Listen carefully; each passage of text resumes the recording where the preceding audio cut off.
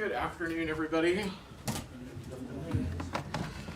I have one very brief thing at the top, and then I'm happy to dive into your questions.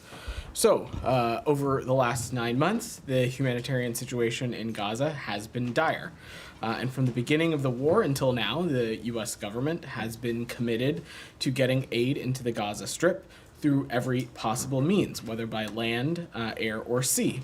The creation of the maritime pier was helped to address this situation. Despite weather-induced limitations, nearly 19 million pounds of assistance, including food and shelter supplies, entered Gaza through the pier. This is equivalent of enough assistance to feed 450,000 people for 1 month. The platform was helpful in allowing more aid to enter Gaza, both directly via the pier and through the Ashdod port, and demonstrated the value of having enhanced communication and coordination between the United States, the Israelis, and humanitarian organizations to improve deconfliction mechanisms. This coordination cell, which supported humanitarian maritime operations, has demonstrated that ongoing coordination between multinational and humanitarian organizations is vital. It is vital to the efforts of to improve aid worker safety. In turn, creating a safer environment for aid workers will help humanitarian partners get assistance to people in the greatest need across Gaza. This model of coordination has now been agreed upon by the government of Israel and to be extended to all of Gaza. This new process will allow for safer movement of aid deliveries through all crossings, to include the vital land crossing we desperately need to be fully operational. The needs in Gaza are staggering, and the humanitarian conditions in Gaza are unacceptable, and very significant challenges remain for delivering sufficient life-saving humanitarian assistance to Gaza, including the closure of multiple land crossings, insecurity, and logistical and capacity constraints. From the early days following October 7th, the President, the Secretary of State, and the U.S. government worked to open crossings and to facilitate humanitarian assistance, and we will continue to press for the conditions to ensure the safety of humanitarian actors and activities, open additional land crossing, remove impediments to the delivery of humanitarian aid, and do far more to prevent the innocent loss of lives and the killing of innocent civilians, including, of course, humanitarian workers. We know that more aid needs to get to civilians in Gaza, which is why we are continuing to work around the clock to broker a ceasefire agreement that would allow for a massive surge in aid to all in need and to see the hostages come home. So with that, Matt, I am happy to dive into your questions. Just on the pier, so is it the view of the State Department that this initiative was cost effective?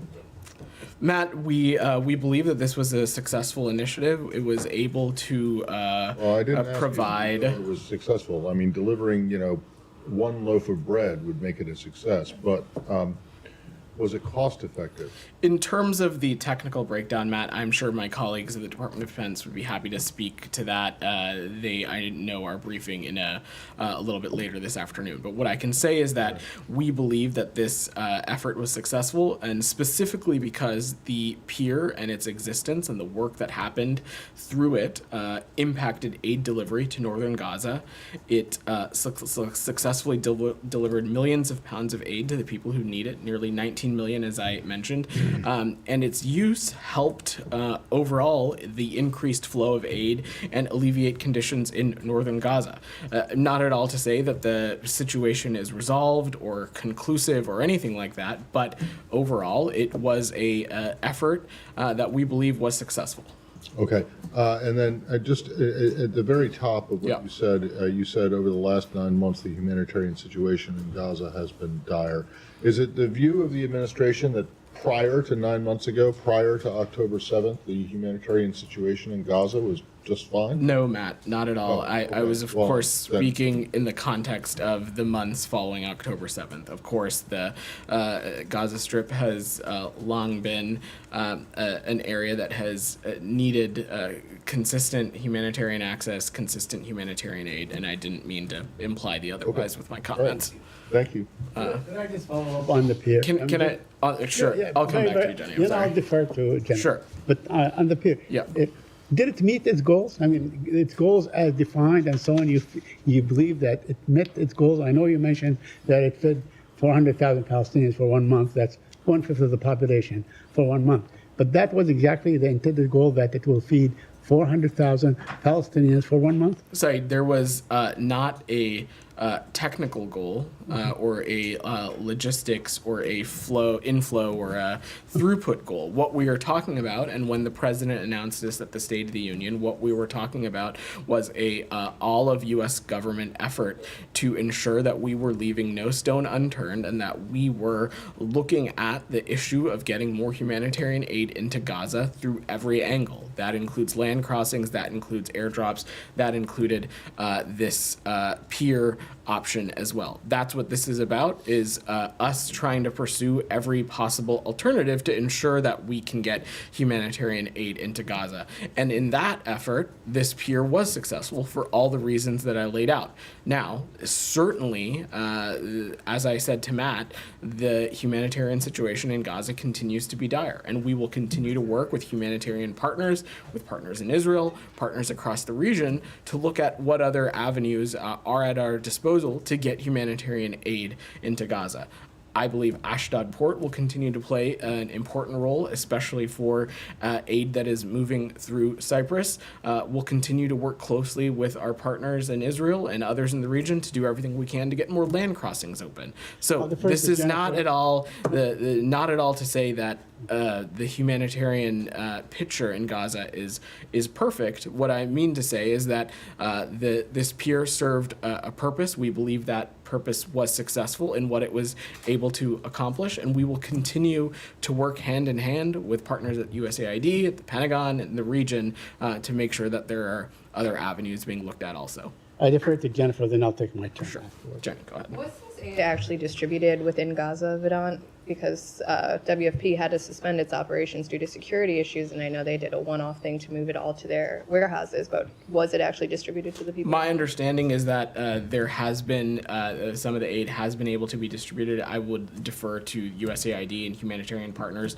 to again speak to the specific throughput. But yeah, I don't have any updates on that beyond. And then the coordination cell you mentioned, when did the Israeli government agree to? I don't have any specifics on diplomatic engagements on that, Jenny. I will just know that this is separate than the cell that we have talked about previously when So talking. this is a new cell. Correct. This is specifically catered around humanitarian aid and as a outproduct of this pier. Isn't this something that the Israelis had said they were going to be working on after the deadly strike on the World Central Kitchen convoy? It's something Why that did we continue to engage on with the Israelis when it comes to ensuring that there's clear coordination. And like I said, this is a separate endeavor than And that then- was being talked about then. Are there any updates on the opening of the Rafah crossing? Where do those discussions? I have no updates for you. Again, we've talked about this before. Obviously, the closure of the Rafah border crossing is a logistical hurdle, but also, we've talked about this before, was an important conduit for humanitarian aid. We're continuing to work and have discussions around that. But broadly, we are doing everything we can to get a ceasefire agreement across the finish line because we continue to believe that it is the most potent way to get a surge of humanitarian aid into the Gaza Strip. And then my last question on Gaza. There was a very disturbing BBC report earlier this week about a man who had Down syndrome, whose mother said he was attacked by IDF dogs and left to die. Does the State Department tracking this report? Have you asked the Israeli government to investigate? I'm not aware of this specific report, Jenny, and I'd defer to the IDF to speak to it specifically.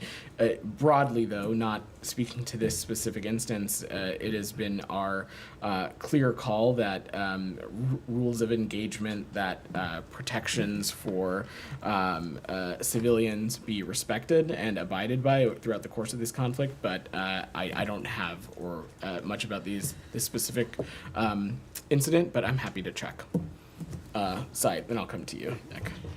Yeah, the Israeli Knesset yesterday voted against the Palestinian state ever. Do you have any comment on that? Would that sort of make you adopt a different approach, or would you have like a mechanism to ensure that there is going to be a Palestinian state despite now it is legislated into law, or will be legislated into law, that no Palestinian state will ever emerge? So look, Said, I'll let Israeli officials speak to their own legislative chamber and the actions that chamber takes. But the United States is committed to advancing enduring peace and security for Israelis and Palestinians alike. And we believe that the practical and way for that is a two-state solution, a Palestinian state that is standing side by side with Israel. We believe that is the only way to advance an enduring peace, and it is also something that we believe it is in Israel's security. To realize this vision, Israel must be a partner to the Palestinian people and Palestinian leaders. And as we have said before, we will continue to engage Israeli leadership at the highest levels in making this clear. Yeah, but the Knesset makes the laws for Israel, like our Congress makes the laws for us in this country. So, I mean, with all due respect, if it remains contained to rhetorical commitment, I mean, it doesn't make any difference. Would it make any difference? Is the United States, in other words, willing or able to take some steps to actually make this happen? I'm going to go out on a limb and say that neither you nor I are experts in Knesset law and legislation and things and products that come out of the Knesset, so I will leave that analysis to others. What I can say is that the United States' approach to a two-state solution has not changed. Our prioritization of that has not changed. So can I just, sorry. So you have no opinion at all on this? We certainly have an opinion, Matt. What I don't have is an analysis. What is it? Our opinion is that we believe that a two-state solution is necessary, not just for Israel's security. I know what your opinion on a two-state solution is. What's your opinion on the legislation?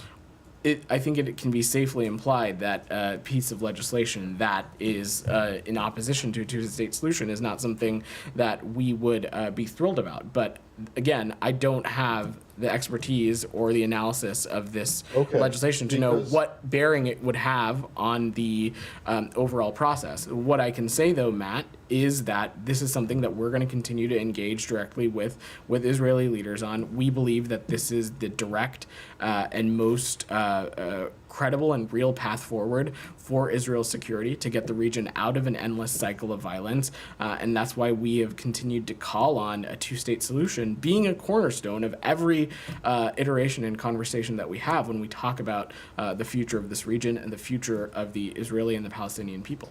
Okay, but I'm just, it's interesting to me that you don't want to come out, you wouldn't come out and say, right, this off the top, in response to the first question, that this is not something that you oppose, and that this is because I can recall less than 2 months ago, you guys weighing in very significantly on Georgia's parliament passing a law that you didn't like, on Uganda's parliament passing an anti-LGBTQ law that you didn't like, and there was no reticence at all, Matt, for you guys to call it out. And now it's like pulling teeth to get you to say something. I don't think it's like pulling teeth. This is something that my understanding is just passed earlier today or within the past 24 hours. What the full contents of this legislation are, I certainly haven't had time to read it. I can't imagine Said or you have either, Matt.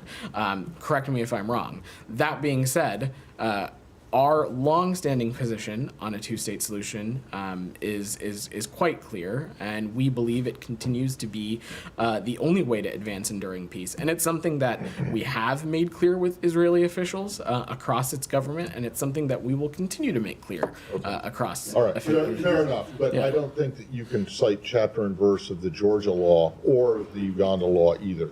So, don't, you throw it back and say, well, you haven't read it. We know what's Matt, the essential outline, these- which is basically what you knew about the two laws that I just mentioned These- in other countries. These are So- different circumstances, different countries. I think Of these are a course little they bit are, apples but and oranges. The point is that you are not shy about weighing in And on we are- other countries' legislatures' decisions or votes. And in this case, we are law.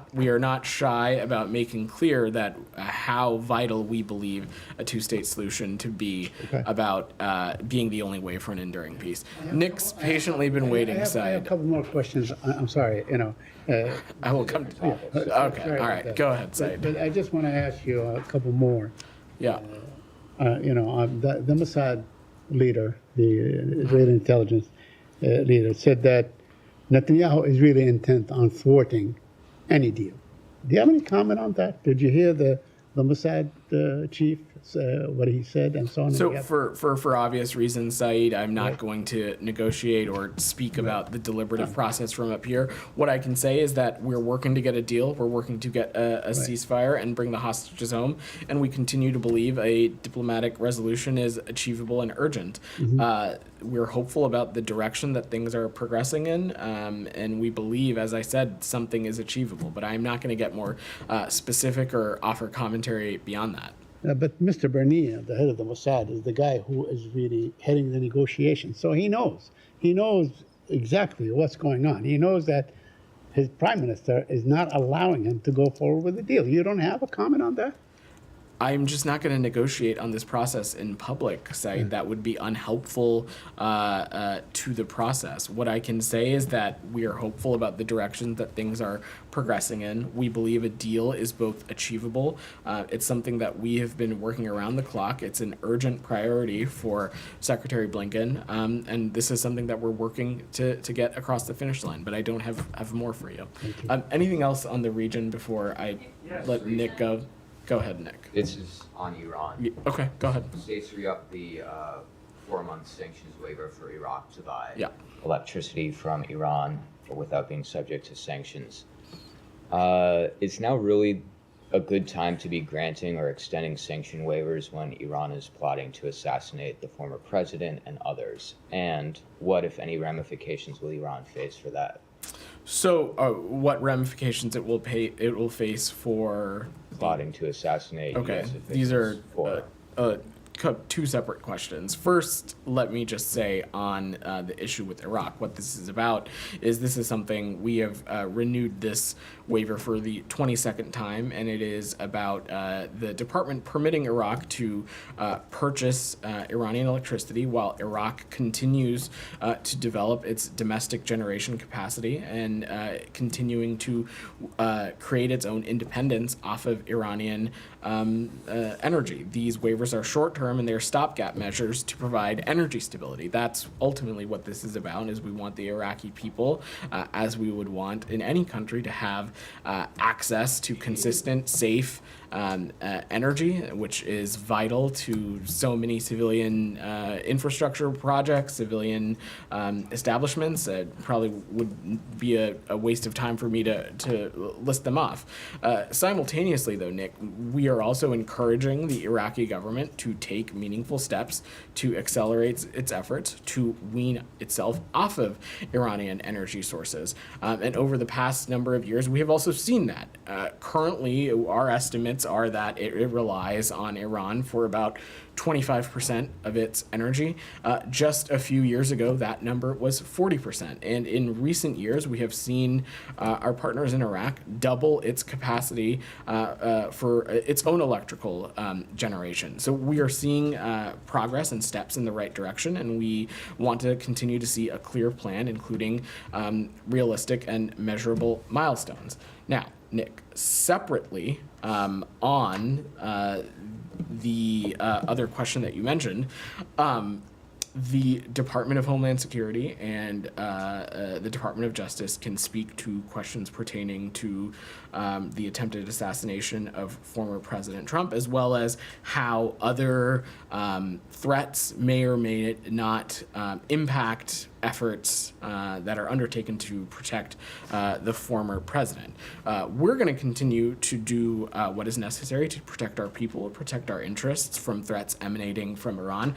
That, of course, includes protecting former officials from any threats that may potentially emanate from Iran. And you have seen us not hesitate to take appropriate actions against the Iranian regime or its proxies when American interests, its people, or American officials have been threatened or been put in harm's way. And that continues to be the case. And for obvious reasons, it should be no surprise to you. I'm not going to preview what actions and steps we would take from up here. Follow up on that. Go ahead, Alex. Vedant, Yeah. the White House this morning said that the threat is credible. So if it's credible, getting back to Nick's original question, what actions are you taking to, first of all, deter it, second, to make Iran pay price? So in answering, I addressed this when speaking to Nick's question, Alex. I'm not going to speak to actions from up here. I'm not going to preview to them. That would be not in the interest of our national security.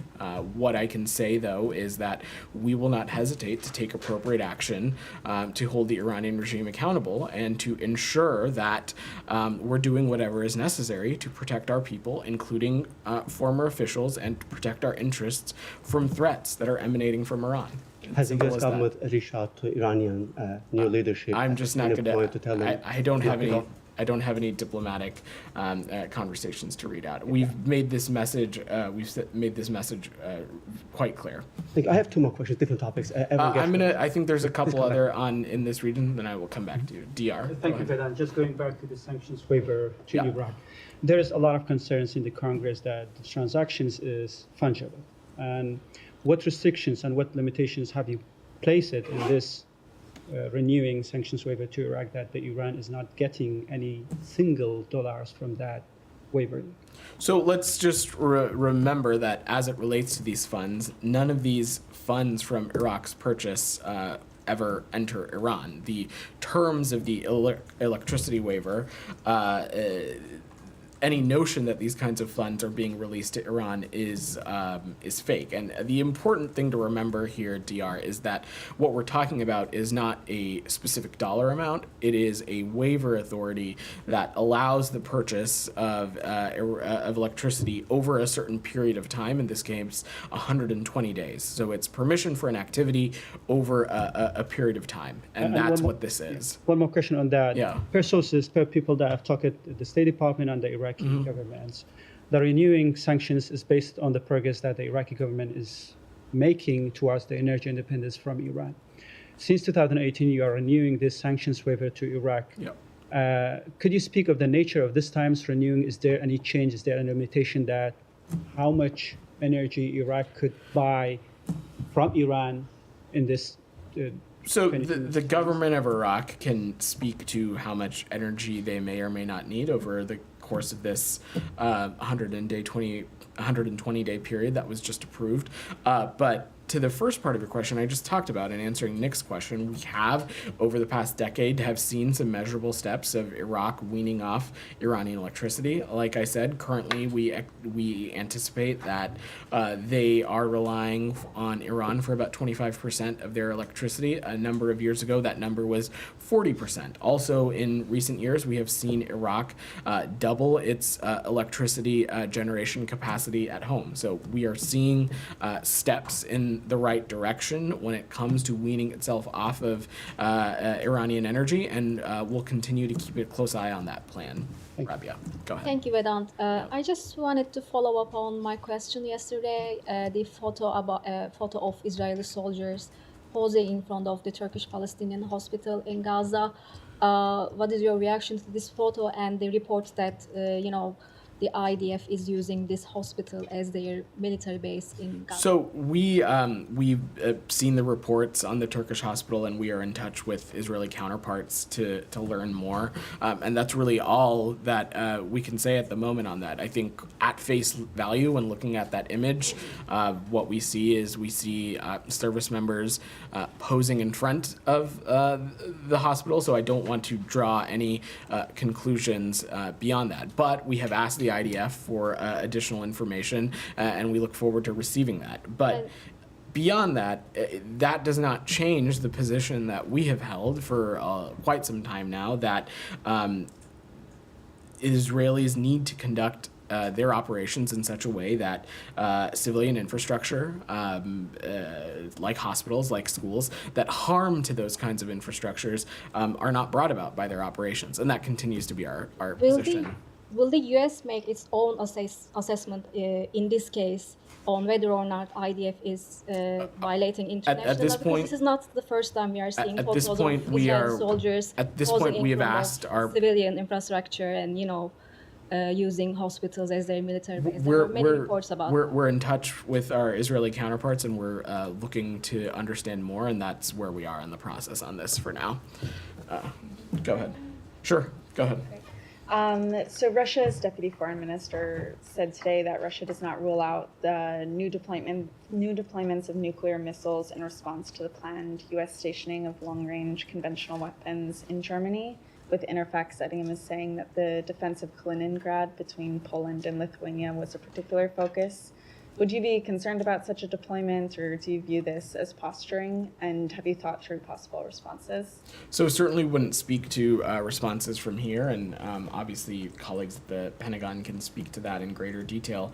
Of course, any kind of rhetoric, language, when talking about the use or deployment of nuclear warheads is of course concerning, and something that we'll continue to pay close attention to. This is something that we have seen the Russians do and say, and thump their chests a little bit on for for quite some time now, dating back to even the early months of their aggression into Ukraine. So I just don't want to speculate, but we are of course continuing to monitor closely.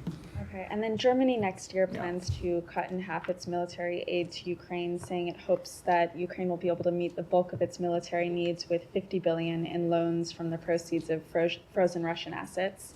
Do you think those loans will be sufficient?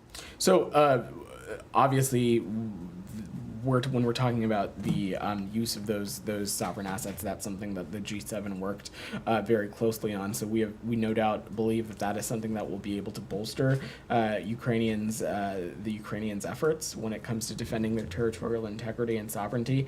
As it relates to the Germans and their own budgetary decisions, that's an internal process for them to speak to. What I can say is that over the course of this conflict, our German partners have been irreplaceable and amazing to work with when it comes to supporting our Ukrainian partners. And broadly, our allies and partners across Europe have continued to shoulder an immense burden when it comes to supporting the Ukrainian people. And we have no reason to think that that kind of support across Europe, including in Germany itself, would not continue. And Germany's plans come despite concerns that U.S. support for Kyiv could potentially diminish if Trump returns to the White House. Have you had conversations with your German counterparts about these plans to cut aid in this context? And We talked to it's important to remember Germany is one of our most key and important partners in Europe. We talk to them regularly around the clock. I don't have any specifics to share on this news, though. But does this increase your concerns about the future of military aid for Ukraine?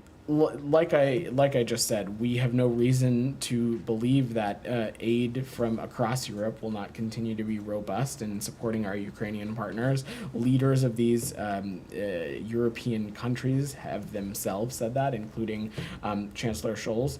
And the United States has also, since the passage of the supplemental, we also have continued to show our support to our Ukrainian partners through PDAs and other kinds of support, and we have no reason to think that won't continue over the coming months as well. Okay, sorry, just quickly on Yeah. Evan Gershkovich. Yeah. His trial moves quickly through the witness testimony behind closed Yeah. doors today. Was the embassy be able to have access to his trial? And when was the last time the U.S. had contact with him? Sure. And then what's the latest on a potential prisoner exchange for him and Paul Whelan? So a couple of things. First, we are obviously watching this trial very closely.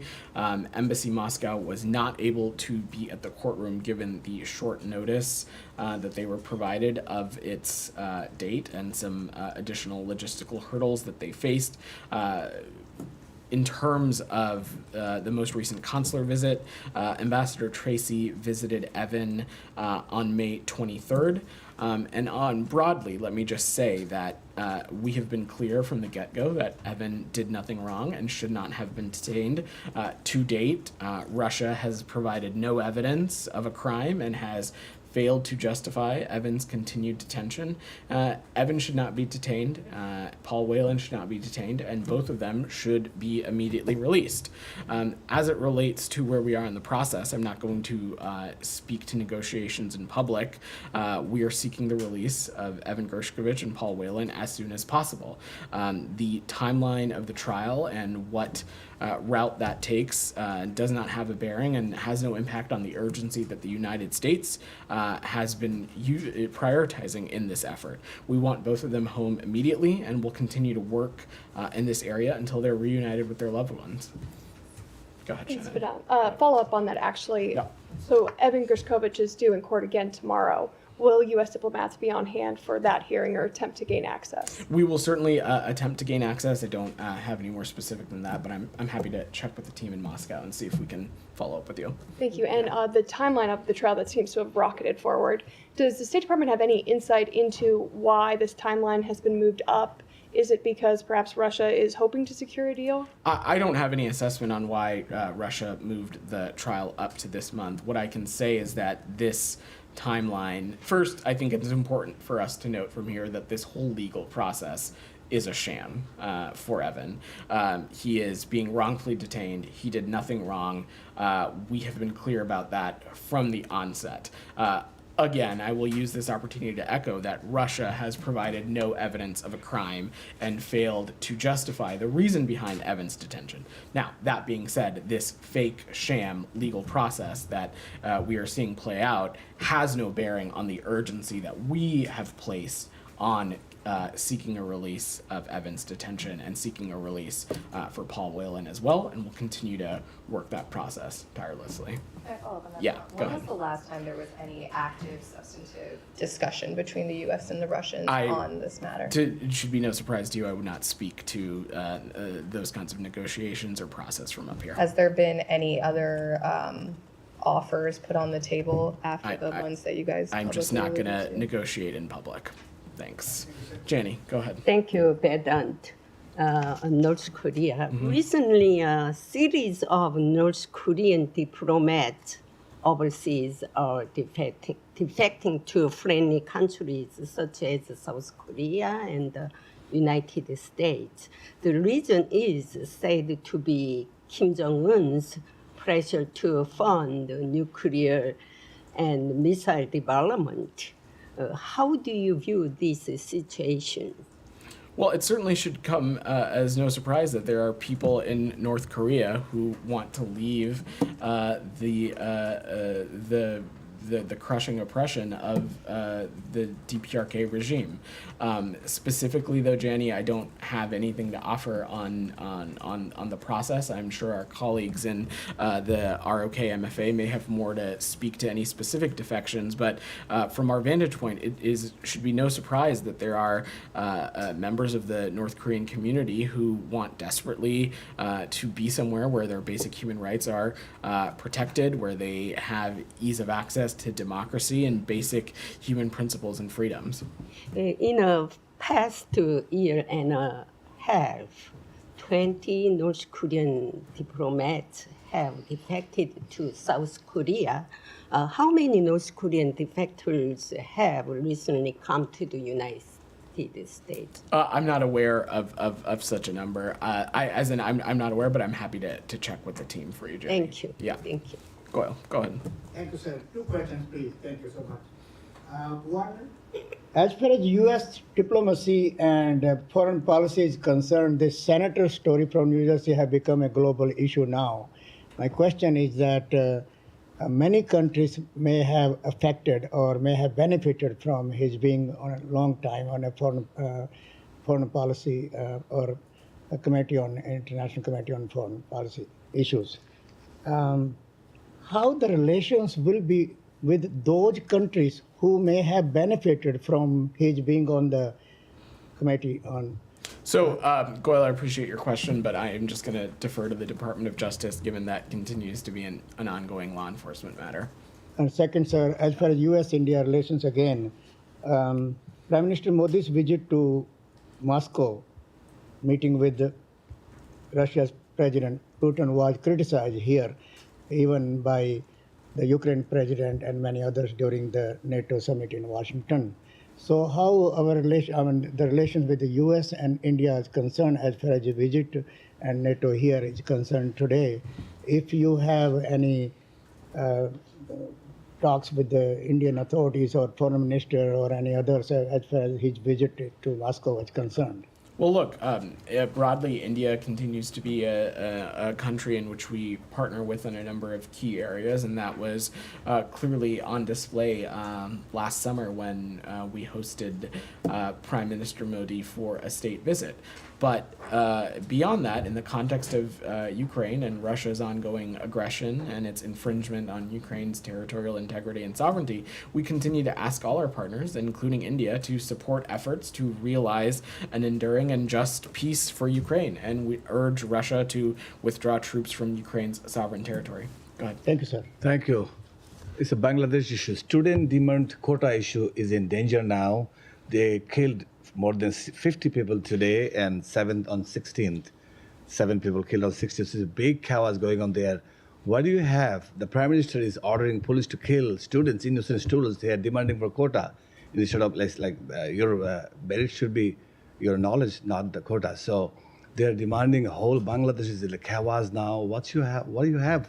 What the United States of America stands for it? Matt spoke a little bit about this earlier in the week, so I will just echo that we're continuing to monitor the reports of violence from the ongoing protests in and around Dhaka. Freedom of expression and peaceful assembly are essential building blocks to any thriving democracy, and we condemn the recent acts of violence in Bangladesh. Our thoughts are with those who have been killed or injured by this, and we're continuing to rely on media and contacts on the ground for information. Number two is like military and BD are on the road. So do you have any comment on that? So again, we need to make sure that any kind of freedom of expression is happening safely and people are free from violence. That's something we're continuing to pay close attention to, but I don't have any additional updates on that. Thank you.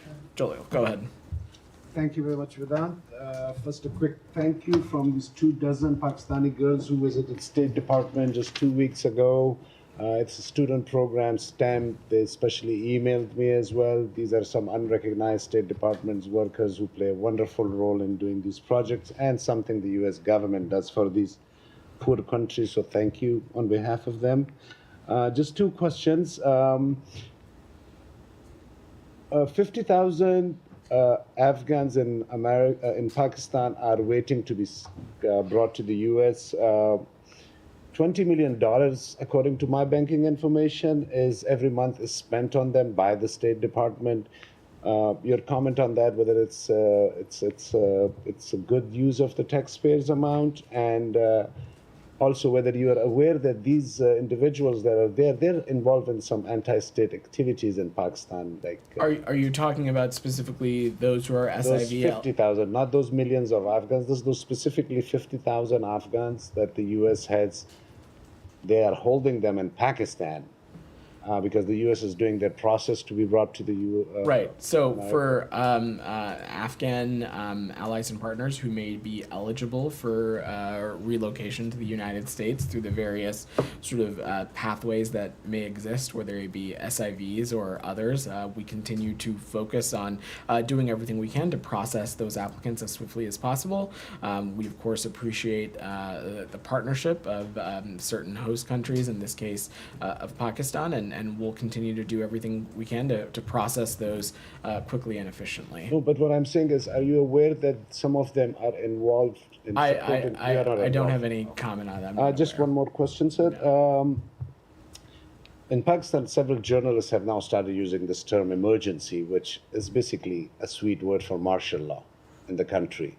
Has it passed your ears that these discussions are going on in Pakistan, and your thoughts on that? It is not. Thank The pink. Go ahead. Thank you very much. Yeah. Please give us an update or maybe details about U.S. Envoy Brett McGurk's visit to Middle East. Brett McGurk works at the White House, so I will let them speak to any of his engagements. What I can say broadly about the efforts to get a ceasefire, as I said when answering both Matt Lee and Saeed's question, is that we are continuing to work this around the clock. We think that it is a vital step that's necessary to do everything we can to get the region out of endless cycles of violence.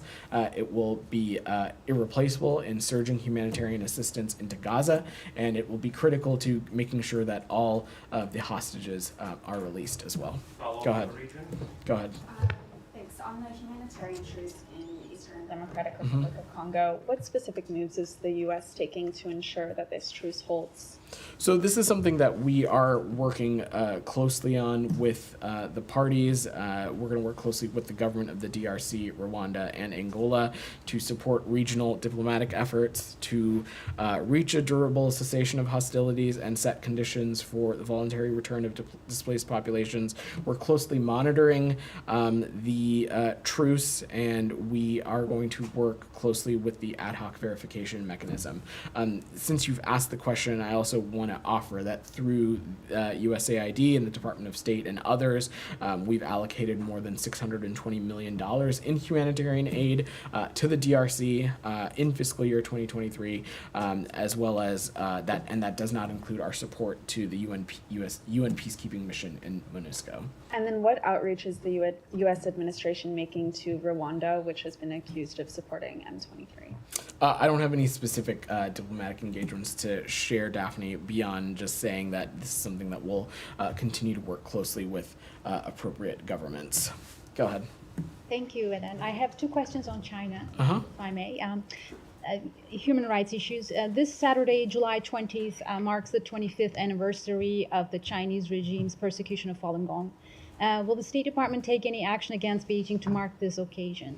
So I don't have any actions to preview from up here, but look, broadly, we have seen the PRC take a number of steps over the past many years that we view as a crackdown on basic human rights. One, it is something that we will continue to raise with PRC officials directly, and two, we won't hesitate to take appropriate actions from the U.S. government, and you've seen us done so. And on the second question, in a Hudson Institute event yesterday, researchers expressed alarm about Chinese authorities' ability to freely spread propaganda about Falun Gong in the West. Is the State Department concerned about this, and what is the action plan to counter such growing influence operations in the West, specifically in the U.S.? I will speak to this a little bit broadly because I don't want to speak about this a specific context. We continue to see, of course, that we are very vigilant about the threat that of certain countries pose when it comes to spreading misinformation and disinformation, not just within their own countries, but in other countries.